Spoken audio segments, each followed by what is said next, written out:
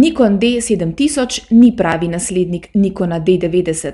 Z lastnostmi in materiali se namreč uvršča višje, zato mu tudi med konkurenco težko najdemo neposredno primerljivega tekmeca. Aparat je v vseh pogledih odličen in nudi vse, kar potrebuje zahtevnejši ljubiteljski fotograf. Ohišje in ergonomija sta tipično Nikonova. Gumbi so postavljeni na pravih mestih in večina funkcij je dostopna neposredno. Pod vratci za spominsko kartico se skrivata kar dve reži formata SD, ki omogočata istočasno uporabo dveh kartic. Pri tem lahko izbiramo med istočasnim zapisovanjem na obe za večjo varnost, ločenim zapisovanjem fotografij in videoposnetkov ter zaporednim zapisovanjem najprej na prvo in nato še na drugo.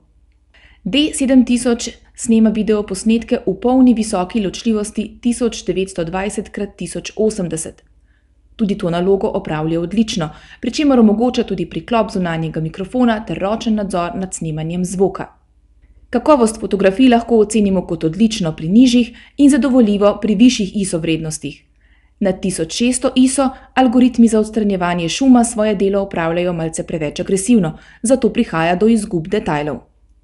A kakorkoli obrnemo, je Nikon D7000 odličen fotoaparat, pri katerem bi si ljubiteljski fotograf težko želel več kot ponuja.